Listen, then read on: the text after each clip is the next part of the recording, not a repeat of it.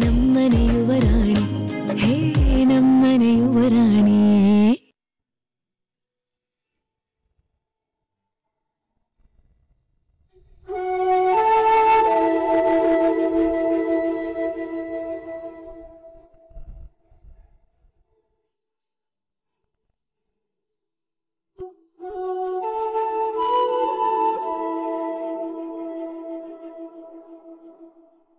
ನೀರು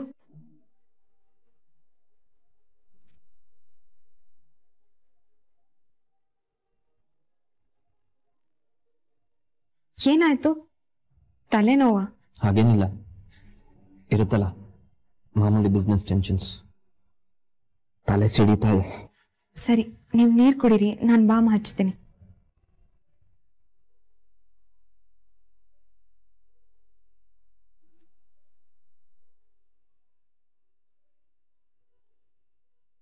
ಆಫೀಸ್ ಪ್ರೆಷರ್ನ ಆಫೀಸಲ್ಲೇ ಬಿಟ್ಟು ಬರ್ಬೇಕಲ್ವಾ ಮನೆಗೆ ತಂದ್ರೆ ನಿಮ್ಗೆ ಕಷ್ಟ ಅಲ್ವಾ ಅಯ್ಯೋ ನೀವೇ ಯಾಕೆ ಇದನ್ನೆಲ್ಲ ಮಾಡ್ತಿದ್ದೀರಾ ಕೊಡಿ ನಾನೇ ಹಚ್ಕೋತೀನಿ ಯಾಕೆ ಅಲ್ಲ ಅದು ನೀವು ಫ್ರೆಂಡ್ ಅಂತೀರಿ ಫ್ರೆಂಡ್ ಆದ್ರೆ ಇನ್ನೊಂದು ಫ್ರೆಂಡಿಗೆ ಆರೈಕೆ ಮಾಡಬಾರ್ದಾ ನೀವು ಹೀಗೆ ಪ್ರೀತಿ ತೋರಿಸಿದ್ರೆ ನನ್ಗೆ ಹೇಗೇಗೋ ಆಗುತ್ತೆ ಈಗೇನೋ ಬಾಂಬ್ ಹಚ್ಚಿ ತಲೆನೋವನ್ನ ದೂರ ಮಾಡ್ತೀರಾ ಇನ್ನೊಂದು ಗಂಟೆ ಕಳೆದು ಅಥವಾ ನಾಳೆ ಬೆಳಿಗ್ಗೆನೋ ಮತ್ತೆ ತಲೆನೋವು ಬಂದ್ರೆ ಅವಾಗ ಹೇಗೆ ದೂರ ಮಾಡ್ತೀರಾ ಅದ್ಯಾಕೆ ಪದೇ ಪದೇ ತಲೆನೋವು ಬರ್ತಿದೆ ವರ್ಕ್ ಪ್ರೆಷರ್ ನನ್ನ ಫ್ರೆಂಡ್ ಒಬ್ರು ಮನ್ಸು ಮಾಡಿದ್ರೆ ಅದೆಲ್ಲ ಕಡಿಮೆ ಆಗುತ್ತೆ ಹಾಗಾದ್ರೆ ನಿಮ್ ಫ್ರೆಂಡ್ ಜೊತೆ ಮಾತಾಡಿ ಅದೇನ್ ಇಶ್ಯೂಸ್ ಇದೆಯೋ ಅದೆಲ್ಲ ಕ್ಲಿಯರ್ ಮಾಡ್ಕೊಳ್ಳಿ ಅಲ್ಲ ಆ ಫ್ರೆಂಡ್ ಬೇರೆ ಯಾರು ಅಲ್ಲ ನೀವೇ ನೀವು ಮನ್ಸು ಮಾಡಿದ್ರೆ ನನ್ನ ಟೆನ್ಷನ್ ಎಲ್ಲ ಕಡಿಮೆ ಆಗುತ್ತೆ ನಾನ್ ಹೇಗೆ ಸುತ್ತಿ ಬಳಸಿ ಮಾತಾಡಲ್ಲ ಡೈರೆಕ್ಟ್ ಆಗಿ ಕೇಳ್ತೀನಿ ನೀವ್ ಯಾಕೆ ಮತ್ತೆ ಆಫೀಸ್ ಕೆಲ್ಸಕ್ಕೆ ಬರಬಾರ್ದು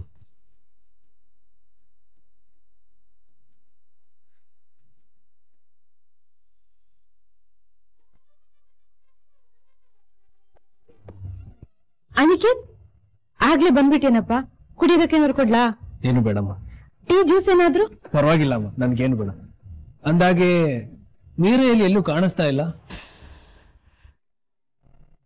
ಅಯ್ಯೋ ಅವಳು ಮನೇಲೆಲ್ಲಪ್ಪ ಇರ್ತಾಳೆ ಯಾವಾಗ್ಲೂ ಅದು ಇದು ಆ ಕೆಲ್ಸ ಈ ಕೆಲ್ಸ ಅನ್ಕೊಂಡು ಹೊರಗಡೆನೆ ಇರ್ತಾಳೆ ಅಮ್ಮ ಮೀರಾಕಣ್ ತಿರ್ಗಾಡಕ್ ಹೋಗಿಲ್ಲ ಓದ್ಕೊಳಕ್ ಹೋಗಿದ್ದಾಳೆ ಮಾಣಿ ಅಕ್ಕನ ಮನೆಗೆ ನಾನು ಅದ್ನೇ ಹೇಳ್ದೆ ಪ್ರಣಮ್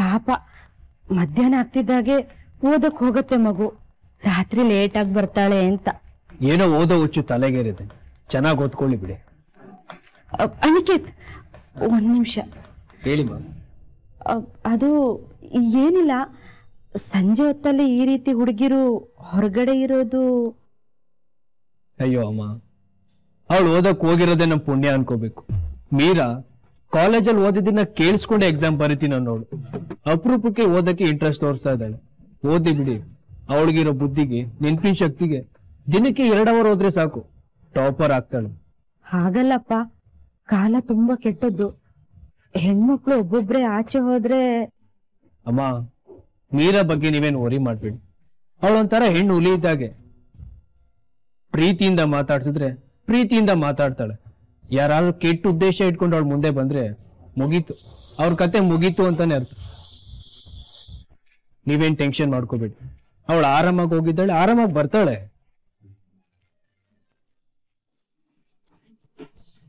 ನೀವು ಆಫೀಸಿಗೆ ಬಂದ್ರೆ ನನ್ನ ಎಷ್ಟೋ ಪ್ರಾಬ್ಲಮ್ಸ್ಗಳು ದೂರ ಆಗುತ್ತೆ ಪ್ಲೀಸ್ ಮತ್ತೆ ನೀವು ಆಫೀಸಿಗೆ ಜಾಯ್ನ್ ಆಗಿ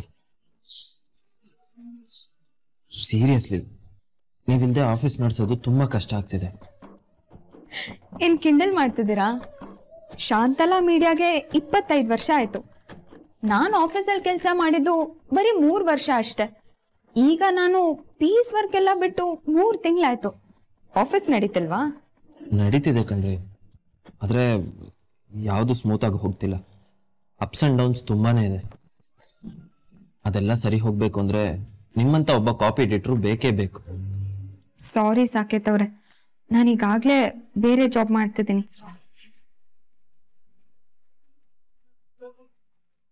ಬೇರೆ ಜಾಬಾ ಯಾವ ಜಾಬು ಹೌಸ್ ವೈಫ್ ಅನ್ನೋ ಜಾಬ್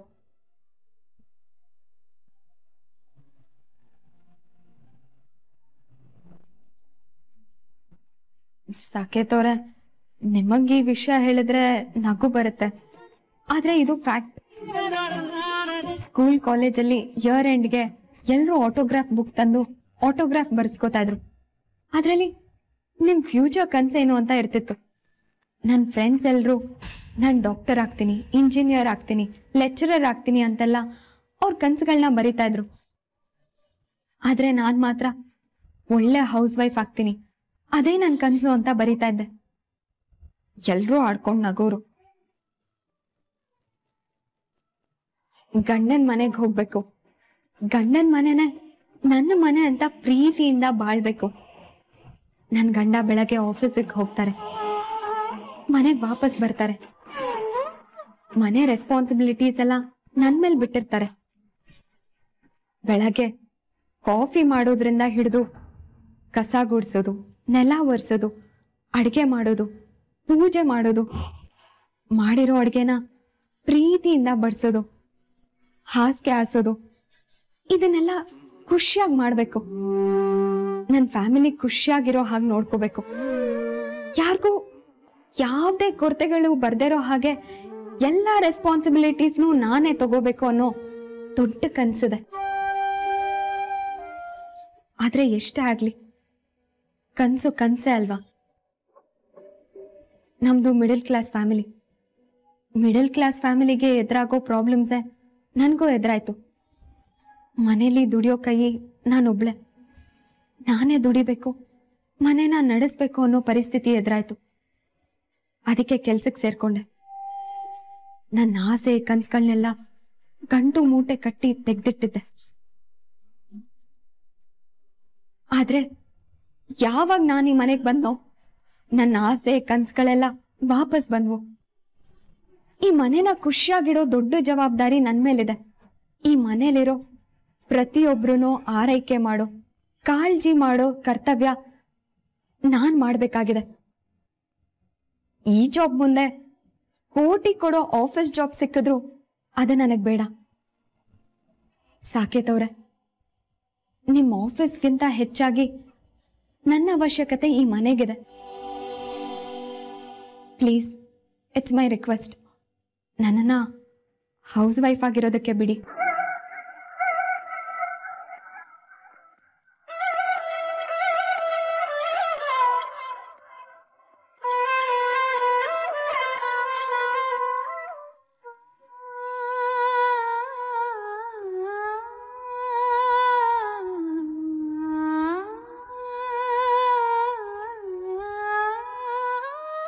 ಅಬ್ಬಾ, ಇವತ್ತಾದ್ರೂ ಬೇಗ ಹೋಗ್ಬೋದು. ಮೀರಾ, ಮನೇಲಿ ಮಗಳು ಒಬ್ಳೇ ಇದ್ದಾಳೆ, ಅವಳು ಇನ್ನ ಚಿಕ್ಕವಳು. ನಾನ್ ಸ್ವಲ್ಪ ಬೇಗ ಹೋಗ್ಬೇಕು. ಇದಿಷ್ಟು ಪಾತ್ರೆ ತೊಳೆದ್ ಬಿಡ್ತೀಯಾ? ಬೇಜಾರ್ ಮಾಡ್ಕೋಬೇಡ. ಅಯ್ಯೋ ಪರವಾಗಿಲ್ಲ ಆಂಟಿ, ನೀವ್ ಹೋಗ್ಬಿಟ್ ಬನ್ನಿ, ನಾನ್ ತೊಳಿತೀನಿ.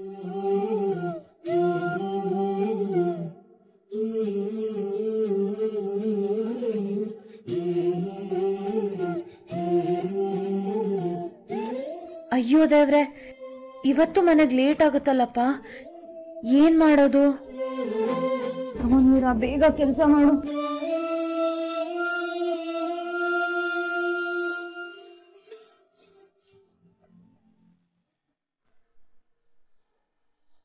ಯಜಮಾನ್ರೆ, ಪಾತ್ರೆ ಎಲ್ಲ ತೊಳೆದಿದ್ದಾಯ್ತು. ಇನ್ ಮೀರಾ ಪಾತ್ರೆನ ಒರ್ಸಿಡ್ಬೇಕು ಅಷ್ಟೇ. ನಾನ್ ಹೊರಡ್ಲಾ? ಸರಿ. ಅದು ಯಜಮಾನ್ರೆ, ನಾಳೆ ನಾಮಕರಣ ಇದೆ ಅಂತ ಹೇಳಿದ್ನಲ್ಲ. ನಾಳೆ ಶನಿವಾರ ಕಣಮ್ಮ, ನೀನು ರಜಾ ಹಾಕ್ಬಿಟ್ರೆ? ರಜಾ ಬೇಕು ಅಂತ ಒಂದ್ ವಾರದ ಹಿಂದೆನೆ ಹೇಳಿದ್ನಲ್ಲ ಯಜಮಾನ್ರೆ. ಸರಿ ಸರಿ, ನಾಮಕರಣ ಬೇಗ ಮುಗಿತಿದ್ದಂಗ್ಲೇ ಬೇಗ ಬಂದ್ಬಿಡ, ಆಯ್ತಾ?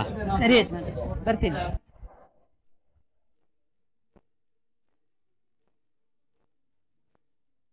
ಮೀರಾ, ಸಾಕು, ಇನ್ನು ಹೊರಡಮ್ಮ, ಹೊತ್ತಾಯ್ತು. ಅಂಕಲ್, ಲಾಸ್ಟ್ ಒಂದ್ ನಿಮಿಷ.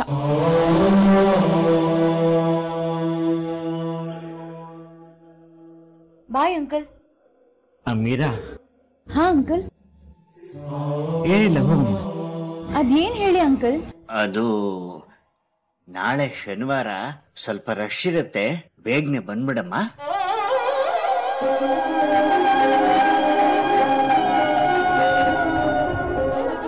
ಆಯ್ತು ಅಂಕಲ್, ಬರ್ತೀನಿ. ಬಾಯ್. ನನ್ ನಮ್ದು ಎಕ್ಸಾಮ್ಸ್ ಮುಗ್ದು ಹಾಲಿಡೇಸ್ ಬಂದಾಯ್ತು. ಯಾರು ನನ್ನ ಆಚೆನೆ ಕರ್ಕೊಂಡು ಹೋಗಲ್ಲ. ಆಟಾಡೋಣ ಬನ್ನಿ ಅಂದ್ರೆ ಬರಲ್ಲ ಅಂತಾರೆ. ಏಯ್ ಪ್ರಣಿ, ಈಗ ಬಂದಾಯ್ತಲ್ಲ, ಏನ್ ಮಾಡ್ಬೇಕು ಅಂತ ಹೇಳು. ಪಾರ್ಟ್ನರ್ ಸೆಲೆಕ್ಟ್ ಮಾಡ್ಕೊಂಡು ಕೇರ ಮಾಡ್ಬೇಕು. ನಂಗಂತೂ ಆಟ ಆಡಕ್ ಬರಲ್ಲಪ್ಪ, ನಾನು ಸುಮ್ಮನೆ ನೋಡ್ತೀನಿ ಅಷ್ಟೇ. ಭಾವ ಅಕ್ಕ one team. Super.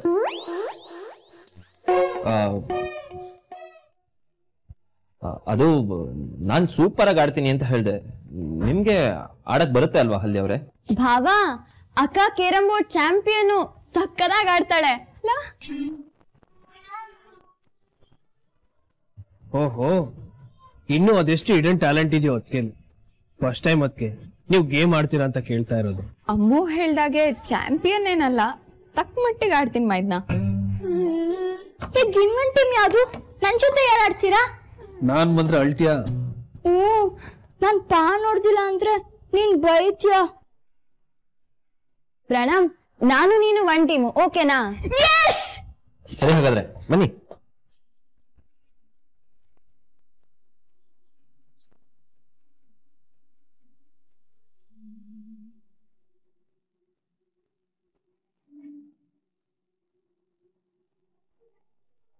Wow, super shot.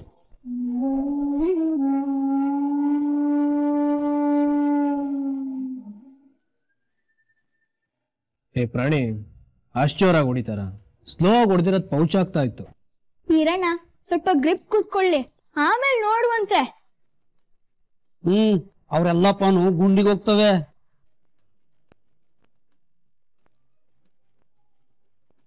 ಮೈಟನ್,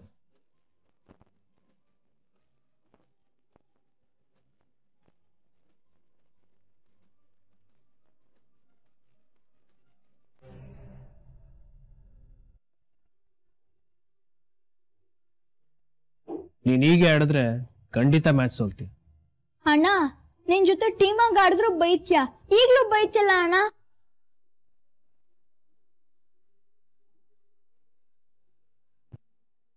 S, 7-0. Low ಪ್ರಾಣಿ, ಸೋಲೋದಕ್ಕೆ ಯಾರಾದ್ರೂ ಆಡ್ತಾರೇನೋ? ಅದ್ಕೇನು ಚಾಂಪಿಯನ್, ಅಣ್ಣನು ಚಾಂಪಿಯನ್, ಇಬ್ರು ಸಖತ್ತಾಗಿ ಆಡ್ತಾರೆ. ಮೀರಾ ಇರ್ಬೇಕಿತ್ತು ಚೆನ್ನಾಗಿರೋದು. ಅಯ್ಯೋಯ್ಯೋ, ಮೀರಮ್ಮವ್ರು ಇದ್ದಿದ್ರೆ ನೀವಿಬ್ರು ಆಟಕ್ಕಿಂತ ಜಾಸ್ತಿ ಕಿತ್ತಾಡ್ಕೊಂಡಿರ್ತಿದ್ರಿ. ಸುಂದರಣ್ಣ, ನಿಜ ನಾವಿಬ್ರು ಜಗಳ ಆಡ್ತೀವಿ, ಆದ್ರೆ ಕೊನೆಗೆಲ್ಲದು ನಾವೇ ಅಂತ ಮರಿಬೇಡಿ. ಮೀರಾನು ಕೇರ ಮಾಡ್ತಾಳ? ಅಯ್ಯೋ, ಅವಳು ಡಬಲ್ ಚಾಂಪಿಯನ್ ಅಮ್ಮ. ಈಗ ಅನಿ ಹಾಗೊಡ್ದೆ ಹೀಗೊಡ್ದೆ ಅಂತ ಪ್ರಣಮ್ ಹೇಳ್ತಿದ್ನಲ್ಲ, ಮೀರಾ ಇದ್ದಿದ್ರೆ ಅದೇ ತರ ಲೆಕ್ಚರ್ನ ಅನಿ ಕೊಡ್ತಿದ್ಲು. ಅನಿದು ಮೀರಾದು ಒಳ್ಳೆ ಇಡು ಜೋಡಿ. ಜಗಳ ಆಡೋದ್ರಲ್ಲಿ, ಕಾಂಪೀಟ್ ಮಾಡೋದ್ರಲ್ಲಿ, ಕೇರ್ ಮಾಡೋದ್ರಲ್ಲಿ, ಎಲ್ಲದ್ರಲ್ಲೂ. ಹೌದೌದು, ಈ ಆಟದಲ್ಲಂತೂ ಮೀರಮ್ಮ ಅನಿಕೇತ ನನ್ಗೆ ಹೇಳಿ ಮಾಡಿಸಿದ್ ಜೋಡಿ. ಎಲ್ಲಾ ವಿಷಯದಲ್ಲೂ ನೀವು ಮೀರನ್ನ ತುಂಬಾ ಮಿಸ್ ಮಾಡ್ಕೋತೀರಾ ಅಲ್ವಾ? ಬೆಳಗ್ಗೆ ದಿನ ಶುರುವಾದಾಗಿಂದ ಹಿಡಿದು ಮುಗಿಯೋದ್ರವರೆಗೂ ಎಲ್ಲದಕ್ಕೂ ಅವಳ ಮೇಲೆ ಡಿಪೆಂಡ್ ಆಗಿರ್ತೀವಿ. ಬಟ್ಟೆ ತೆಕ್ಕೊಡೋದು, ಕಾಫಿ ಟೀ ಕೊಡೋದು, ತಿಂಡಿ ಕರಿಯೋದು, ಎಲ್ಲದಕ್ಕೂ ಅವಳೇ ಬೇಕು. ಅದಕ್ಕೆ ಪ್ರತಿಯೊಂದು ವಿಷಯದಲ್ಲೂ ನಾವು ಅವಳನ್ನ ಮಿಸ್ ಮಾಡ್ಕೋತೀವಿ. ಏನೋ ಅನಿ? ಅವಳಿದ್ರೆ ಒಂಥರ, ಇಲ್ದೇ ಇದ್ರೆ ಒಂಥರ. ಮೀರಾ ಈಗ ಇಲ್ಲಿದ್ದಿದ್ರೆ ಎಷ್ಟು ಚೆನ್ನಾಗಿರೋದಲ್ವಾ? ಹೌದು ಅದಕ್ಕೆ. ಆದ್ರೆ ಸದ್ಯಕ್ಕೆ ಅವಳು ನಮ್ ಕೈಗೆ ಸಿಗಲ್ಲ. ಎಕ್ಸಾಮ್ ಮುಗಿಬೇಕು, ಓದಿನ ಹೆಚ್ಚು ಕೆಳಗಿಳಿಬೇಕು. ಮೀರಾ ಮನೇಲಿ ಓದ್ಕೊಂಡಿದ್ರೆ ಚೆನ್ನಾಗಿರ್ತಿತ್ತು. ನೀವು ಅವಳನ್ನ ಮಿಸ್ ಮಾಡ್ಕೊಳ್ಳೋ ಹಾಗಿರ್ತಿರ್ಲಿಲ್ಲ. ದಿನ ಹೀಗೆ ಹೋಗೋದ್ ಬೇಡ ಅಂತ ಹೇಳ್ಬೇಕು ಅವಳಿಗೆ. ಏನೋ ಓದ್ಕೋತಾ ಇದ್ದಾಳೆ, ಓದ್ಕೊಳ್ಳಿ ಬಿಡೋಣ. ಹೌದು, ಓದೋ ಮೂಡಿದ್ದಾಗ್ಲೇ ಓದ್ಕೊಂಡ್ಬಿಡ್ಬೇಕು.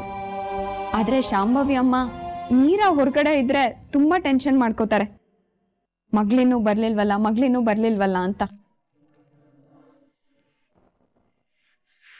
ನೀವ್ ಮಿಸ್ ಮಾಡ್ಕೋತೀರಾ, ಶಾಂಭವಿ ಅಮ್ಮ ಟೆನ್ಷನ್ ಮಾಡ್ಕೋತಾರೆ. ಒಟ್ನಲ್ಲಿ ನೀವೆಲ್ರೂ ಮೀರನ್ನ ತುಂಬಾ ಪ್ರೀತಿಸ್ತೀರಾ, ತುಂಬಾ ಮಿಸ್ ಮಾಡ್ಕೋತೀರಾ.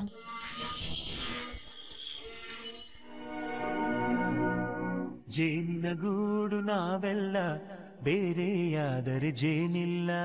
ಜೇನಿನಗೂಡು ನಾವೆಲ್ಲ ಯಜಮಾನ್ರೆ ಮಾತ್ರೆ. ಚಕ್ಕಮ್ಮ ಮೀರಾ ಬರ್ಲಿಲ್ವಾ? ಅವಳು ಮಾನ್ಯ ಮನೆಗೆ ಓದ್ಕೊಳಕ್ ಹೋಗಿದ್ದಾಳೆ ಯಜಮಾನ್ರೆ, ಇನ್ನೂ ಬಂದಿಲ್ಲ. ಇಷ್ಟು ವರ್ಷ ನಮ್ಮ ಮೀರಾ ಓದೋದಕ್ಕೆ ಅಂತ ಬೇರೆಯವ್ರ ಮನೆಗೆ ಹೋದವಳೇ ಅಲ್ಲ ಅಲ್ವಾ ಶಂಭವಿ?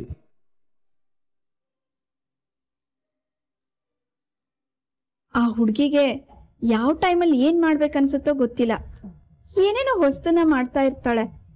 ಅವಳನ್ನ ಅರ್ಥ ಮಾಡ್ಕೊಳ್ಳೋದೇ ಕಷ್ಟ ಆಗ್ತಾ ಇದೆ ಯಜಮಾನ್ರೆ. ಅವಳು ಯಾಕೆ ಹಾಗೆ ಆಡ್ತಾ ಇದ್ದಾಳೆ ಅಂತ ವಿಚಾರಿಸಿದ್ಯಾ? ಅವಳಿಗೆ ಏನು ಸಮಸ್ಯೆ ಇದೆ ಅಂತ ನೀನೇನಾದ್ರೂ ಕೇಳಿದ್ಯಾ? ಈ ಮನೆಯಲ್ಲಿ ಇನ್ನೇನ್ ಸಮಸ್ಯೆ ಇರುತ್ತೆ? ಅವಳಿಗೊಂದು ಗುರಿ ಇಲ್ಲ, ಅದೇ ದೊಡ್ಡ ಸಮಸ್ಯೆ. ಗುರಿ ಇದ್ದಿದ್ರೆ ಅದ್ರ ಬಗ್ಗೆ ಗಂಭೀರವಾಗಿ ಯೋಚಿಸಿರೋಳು. ಗುರಿ ಇಲ್ಲ ಅಂತ ಯಾಕಮ್ಮ ಹೇಳ್ತೀಯ ಶಂಭವಿ? ಈ ಮನೆ ಬಗ್ಗೆ ಕಾಳಜಿ ಮಾಡೋದು, ಈ ಮನೆಯವ್ರನ್ನ ಸಂತೋಷವಾಗಿಡೋದೇ ನಮ್ ಮೀರಾ ಗುರಿ. ಯಜಮಾನ್ರೆ, ಈ ಮನೆ ಖುಷಿಗೆ ಯಾವ ಅಡ್ಡಿ ಇದೆ? ಅದು ಯಾವಾಗ್ಲೂ ಸಂತೋಷವಾಗೇ ಇರುತ್ತೆ, ಯಾವ ತೊಂದರೆ ಆಗಲ್ಲ ಅಲ್ವಾ?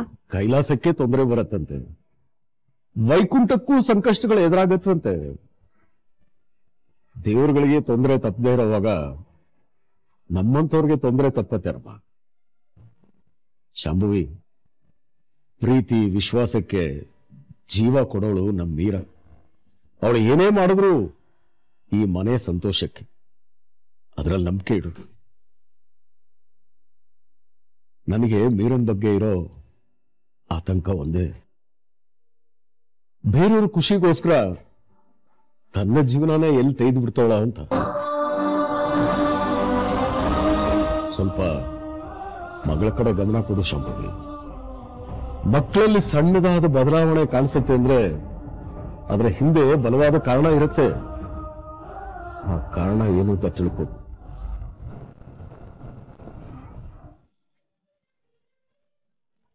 ಏನಣ್ಣ ನೀನು ಪೌಚ್ ಮಾಡ್ತಿಲ್ಲ? ಜಸ್ಟ್ ಮಿಸ್ ಆಯ್ತು ಕಣ.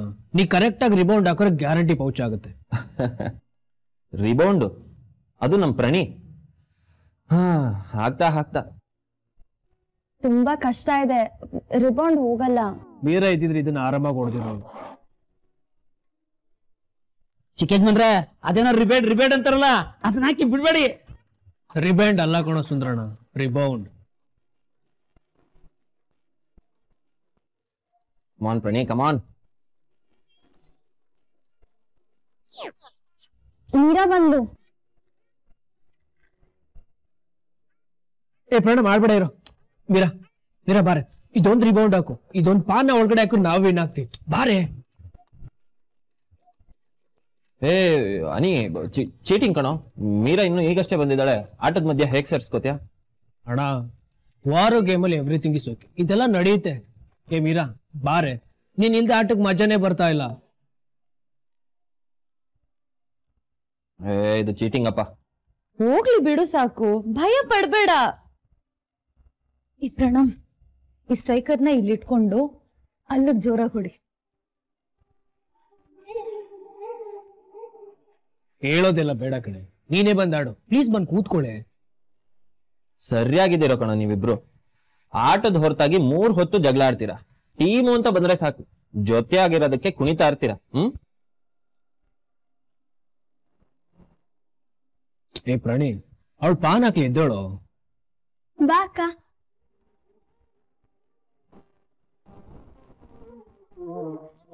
ನಾನು ಅನಿ ಇಬ್ರು ಸೇರಿದ್ರೆ ನಮ್ ಮುಂದೆ ಯಾರು ನಿಲ್ಲಲ್ಲ. ಏನಕ್ಕ, ನೀನ್ ಓದಕ್ ಹೋಗಿದ್ಯೋ ಗುಡ್ಡ ಕಡಿಯಕ್ ಹೋಗಿದ್ಯೋ? ತಲೆ ಕೂದಲ ಕೆದ್ರೋಗಿದೆ.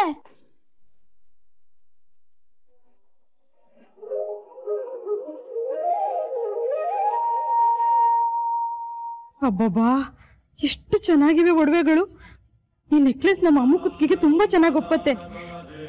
ಹೆಂಗೂ ನಮ್ಮ ಹಾಲಿಯ ಒಳ್ಳೆ ಮನೆ ಸೇರ್ಕೊಂಡ್ಲು. ನಮ್ಮ ಅಮ್ಮಗೂ ಇಂಥದ್ದೇ ಅದೃಷ್ಟ ಕುಲಾಯಿಸಿ ಒಳ್ಳೆ ಮನೆ ಸೇರ್ಕೊಂಡ್ರೆ ನನ್ನ ಜೀವನ ಪಾವನ.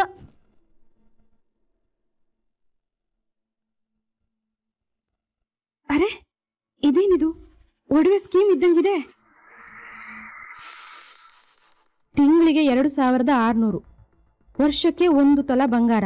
ನಿಮಗೆ ಇಷ್ಟವಾದ ಒಡವೆಗಳನ್ನು ಮಾಡಿಸ್ಕೋಬಹುದು. ತಿಂಗಳಿಗೆ 2600 ಅಂದ್ರೆ ವರ್ಷಕ್ಕೆ ಎಷ್ಟಾಯ್ತು? 31,200. ಈಗ ಬಂಗಾರದ ರೇಟ್ ಏನಿದೆ? 33,500 ಇರ್ಬೇಕು. ಆಹಾ, ಲಾಭದಲ್ಲೇ ಇದೆ. ಹೇಗಾದ್ರೂ ಮಾಡಿ ಈ ಸ್ಕೀಮ್ ಸೇರ್ಕೋಬೇಕು. ದುಡ್ಡಿಗೇನ್ ಮಾಡೋದು? ಹಾ, ಅಹಲ್ಯ ಅಮ್ಮ ಕೊಟ್ಟ ದುಡ್ಡು ಹಾಗೇ ಇದೆ. ಅದನ್ನು ಇಲ್ಲಿ ಕಟ್ಟಿ ಸೇರ್ಕೊಂಡ್ರಾಯ್ತು. ಆಮೇಲೆ ತಿಂಗಳದ್ದು ಯೋಚನೆ ಮಾಡೋಣ. ಮೊದ್ಲು ಇವ್ರಿಗೊಂದು ಫೋನ್ ಮಾಡಿ ವಿಚಾರಿಸ್ತೀನಿ. ಛೇ, ಈಗ್ಲೇ ಈ ಫೋನ್ ಸಾಯ್ಬೇಕಾ?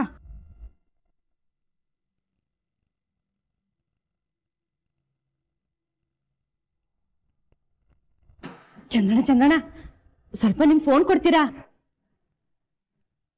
ಚಂದ್ರಣ್ಣ, ಸ್ವಲ್ಪ ಈ ನಂಬರ್ಗೆ ಫೋನ್ ಮಾಡ್ಕೊಡ್ತೀರಾ? ಚಂದ್ರಣ್ಣ. ಅದ್ಗೆ ಕರೆದ್ರ? ಸರ್ ಹೋಯ್ತು. ಇನ್ನೊಂದೆರಡು ಸಾರಿ ಕರ್ದಿದ್ರೆ ಮನೆಯವರೆಲ್ಲ ಬಂದ್ಬಿಡ್ತಿದ್ರು. ಫೋನ್ ಕೊಡಿ ಅಂದೆ. ಏನಂತ ಪ್ರಪಂಚ ಮುಳುಗೋಯ್ತು ಅಂತ ಯೋಚನೆ ಮಾಡ್ತಿದ್ರಿ?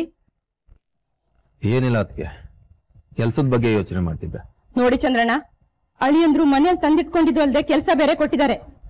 ಈ ಕೆಲಸ ಬಿಡೋದ್ರ ಬಗ್ಗೆ ಮಾತ್ರ ಯೋಚನೆ ಮಾಡಬೇಡಿ. ಮುಂದೆ ಅಮ್ಮ ಮದ್ವೆನೂ ಮಾಡೋದಿದೆ, ಅದ್ ಗಮನಕ್ಕಿರ್ಲಿ. ಕೆಲ್ಸ ಬಿಡೋದ್ರ ಬಗ್ಗೆ ಅಲ್ಲ ಅದಕ್ಕೆ. ಮತ್ತಿನ್ ಯಾವ್ದ್ರ ಬಗ್ಗೆ? ಅಳಿಯಂದ್ರ ಮೇಲೆ ಹಾಗೆ ತೀರಿಸ್ಕೊಳ್ಳೋದ್ರ ಬಗ್ಗೆನಾ? ಚಂದ್ರಣ್ಣ, ಎಲ್ಲರ ಜೀವನ ಬಂಗಾರ ಆಗ್ತಿದೆ. ಇನ್ನೇನಾದ್ರೂ ಮಾಡಿ ಅದನ್ನ ಹಾಳು ಮಾಡಬೇಡಿ. ಹಾಳು ಮಾಡ್ತಿರೋದು ನಿಮ್ ಮಗಳು ಅದಕ್ಕೆ. ನಾವಿಲ್ಲಿಗೆ ಬಂದಿದ್ದ ಉದ್ದೇಶನೇ ಮರ್ತಿದ್ದಾಳೆ. ಅವಳೇನು ಮಾಡ್ತಿಲ್ಲ. ನಾನು ಕೈ ಕಟ್ ಕೂತ್ರೆ ಕೆಲಸ ಆಗಲ್ಲ.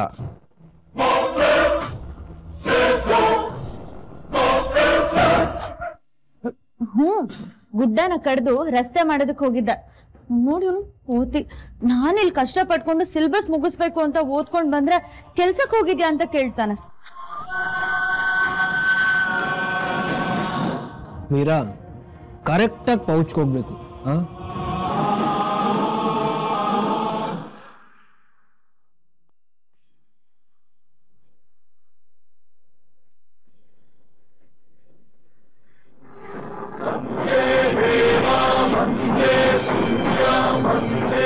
ರೂಮಲ್ಲಿ ಕೂತ್ಕೊಂಡು ಓದೋರ್ ಮುಖ ಇಷ್ಟೊಂದು ಸೋತೋಗಿರಲ್ಲ. ಅದಕ್ಕೆ ಕೇಳ್ದೆ. ಈ ಸುಮ್ನೆ ಇರೋ, ಕಾನ್ಸಂಟ್ರೇಷನ್ ಮಾಡೋದಕ್ಕಾಗಲ್ಲ ಅಲ್ಲಿ.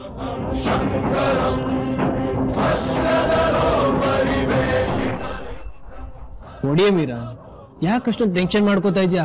Come on, you can. Meera, ಇದೇನು ಕೈಯಲ್ಲಿ ದೋಸೆ ಹಿಟ್ಟು?